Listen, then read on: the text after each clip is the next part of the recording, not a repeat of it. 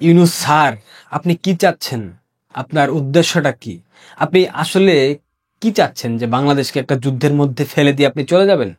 নির্বাচন যাতে না হয়, যাতে স্থায়ীভাবে আরো বেশ কিছুদিন সরকার ব্যবস্থায় থাকতে পারেন, এমনটাই তো চাচ্ছেন। আপনি যেসব শুরু করেছেন এগুলা তো ঠিক না। আপনি সরকার গঠনের পূর্বেই বিমানবন্দরে নেমে ভারতের সেভেন সিস্টার্সকে হুমকি দিয়েছিলেন, নিশ্চয়ই মনে আছে আপনার। ঠিক সেই দিন থেকেই মূলত ভারতের সাথে বাংলাদেশের সম্পর্ক তলানিতে যাওয়া শুরু করেছিল, এবং সেটা 14 মাসের ব্যবধানে নেই বললে চলে, নামমাত্র একটা কূটনৈতিক সম্পর্ক টিকে আছে। এর বাইরে কিচ্ছু নাই। ভারত আপনাদেরকে 2 পয়সা আর বিশ্বাসও করে না, কারণ সেই বিশ্বাসের জায়গাটুকু আপনারা রাখতে পারেন নাই।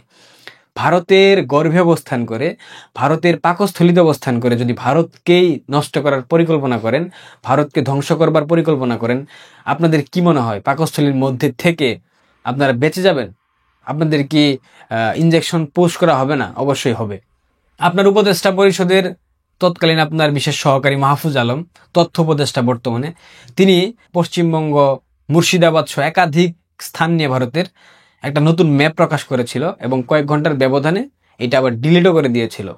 নতুন বাংলাদেশের ম্যাপ, এই ম্যাপ প্রকাশ করার পর একাধিক বিতর্ক হয়েছে বাংলাদেশে, এবং এটা নিয়ে মোটামুটি ভারতের পররাষ্ট্র দপ্তর থেকেও একটা স্টেটমেন্ট আসছে। ঠিক একই কাজ আপনি করলেন। স্বাধীন বাংলাদেশে দাঁড়িয়ে আপনি পাকিস্তানি আর্মি অফিসারদের সাথে সাক্ষাৎ করলেন, যেখানে পাকিস্তান এখনো আনুষ্ঠানিকভাবে ক্ষমা প্রত্যাশা করেনি, প্রার্থনা করেনি। পাকিস্তান এখনো বাঙালিকে গালি দেয়। বাঙ্গালকে বাচ্চে কাভি নাহি আছে, জিসকা আছে উসকে বাচ্চে। উর্দুতে মনে হয় এইভাবেই বলে, আমি জানি না উর্দু, আমি তো ভাই বুঝি না। যতটুক পারছি শুনছিলাম, মনে আছে ওটুক আমি আপনাদেরকে বলে দিলাম। আপনি গতকাল পাকিস্তানের আর্মি জেনারেলদের সাথে সাক্ষাৎ করেছেন, ভালো কথা। পাকিস্তানের সাথে আপনাদের সম্পর্ক ভালো, আপনারা পাকিস্তানের সাথে সম্পর্ক উন্নয়ন করতে চাচ্ছেন। দ্বিপাক্ষিক কূটনৈতিক জোরদার হচ্ছে এবং বাণিজ্য হচ্ছে। পাকিস্তান থেকে একাধিক জিনিসপত্র বাংলাদেশে আসছে, আমরা যদিও জানি সেই জিনিসের আড়ালে আসতেছে AK-47 মতো মরণঘাতী বিভিন্ন অস্ত্র, যেগুলো দিয়ে আপনারা ভারতে আক্রমণ করবেন। এখানে জৈশে মোহাম্মদ, লস্করি তাইয়্যেবার অসংখ্য জঙ্গি বাংলাদেশের সীমান্তবর্তী অঞ্চলগুলোতে অবস্থান করছে। এক নিঃশ্বাসে বললাম, আরো শুনবেন। আর অনেক ঘটনা ঘটছে, সবাই সবকিছু করতেছে। আপনার উপদেষ্টা পরিষদ থ্রেট করতেছে ভারতকে, আপনার সমন্বয়কারীরা থ্রেট করতেছে, কিন্তু আপনি তো সরকার প্রধান, আপনি তো সর্বোচ্চ স্থানে বসে আছেন। আপনি কি চাইলেই ভারতকে হুমকি দিতে পারেন? আপনি কি চাইলে একটা বিতর্কিত কর্মযোগ্য করতে পারেন? পারেন না, কিন্তু আপনি সেটা করেছেন। গতকাল আপনি যেই কাজটা করেছেন, এটা মোটেও বাংলাদেশের জন্য ভালো হয়নি, এবং এই কাজের মধ্য দিয়ে আপনি বাংলাদেশের স্বাধীনতা, সার্বভৌমত্বকে সম্পূর্ণরূপে আনুষ্ঠানিকভাবে হুমকির মধ্যে ফেলে দিয়েছেন। যখন আপনার উপদেষ্টা পরিষদ একটা বিতর্কিত স্ট্যাটাস দেয়, একটা স্টেটমেন্ট দেয় কোথাও, সেটা আলটিমেটলি সরকারের উপর দিয়ে যায়, কারণ তিনি সাধারণ কোনো মানুষ নন, তিনি উপদেষ্টা পরিষদ মানে সরকারের একটা পার্ট। আর আপনি সরকারের প্রধান ব্যক্তি। আপনি যখন এই ধরনের বিতর্কিত কর্মযোগ্য করবেন, স্ট্যাটাস দেবেন, তখন স্বাভাবিকভাবেই যেই রাষ্ট্র, প্রতিবেশী রাষ্ট্রের উপর আপনি এই ধরনের কাজ করতেছেন, সেই রাষ্ট্র শঙ্কায় থাকবে, সেই রাষ্ট্র দ্বিধাদ্বন্দ্বে ভুগবে, এবং সেই রাষ্ট্র তাদের স্বাধীনতা, সার্বভৌমত্ব রক্ষার জন্য হলেও একটা বৃহৎ সিদ্ধান্ত নিতে বাধ্য হবে, এবং আপনি সেটাই করাচ্ছেন। গতকাল এই সময় ভারতের একটা পত্রিকা, সেখানে নিউজ হয়েছে, বাংলাদেশের মানচিত্রে উত্তর পূর্ব ভারত পাকিস্তানি জেনারেলকে ইউনূসের উপহার, নয়াদিল্লিকে উস্কানি।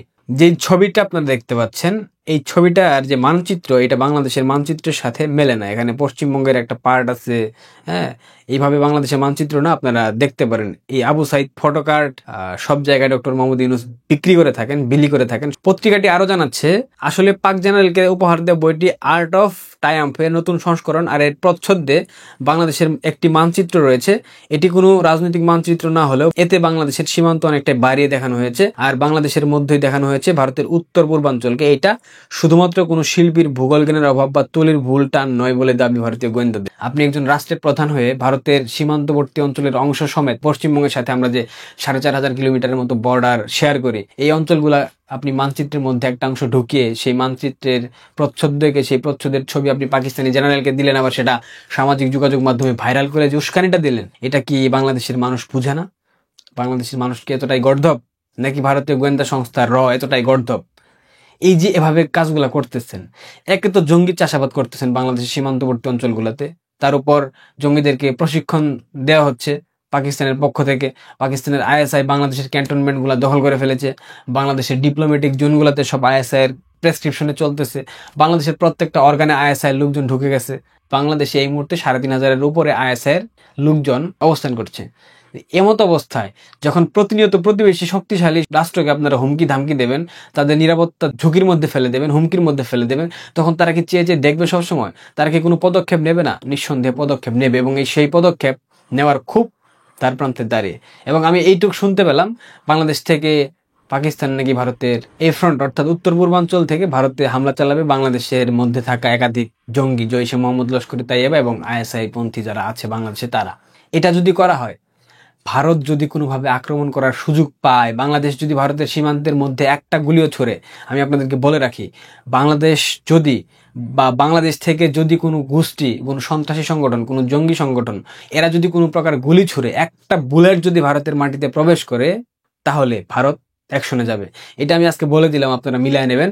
আগামী কিছুদিনের মধ্যে যদি এরকম একটা পরিস্থিতি সৃষ্টি হয় এবং বাংলাদেশ থেকে একটা ঝামেলা ভারতের অভ্যন্তরে সৃষ্টি করার চেষ্টা করে, বিশেষ করে সেভেন সিস্টার্সে, ভারত বিশ্বাস করে একদম মুছে দেবে। কারণ ধৈর্যের একটা সীমারেখা থাকে, সেই সীমারেখাকে অতিক্রম করানোর জন্য যা যা করা দরকার সব এই সরকার করেছে, সমন্বয়কারীরা করেছে, বিএনপি করেছে, জামায়াত করেছে, এবং সবশেষ সরকারের প্রধান যিনি এই সরকারের দায়িত্বে আছেন, যার নেতৃত্বে দেশ পরিচালিত হচ্ছে, তিনি ভারতের ভূখণ্ড জুড়ে দিয়ে বাংলাদেশের মানচিত্রকে বড় করে প্রচ্ছন্ন বানিয়ে সেই কার্ড আবার পাকিস্তানি জেনারেলকে উপহার দিচ্ছেন, যে পাকিস্তান এখনো গণহত্যার জন্য মাফ চাই নাই।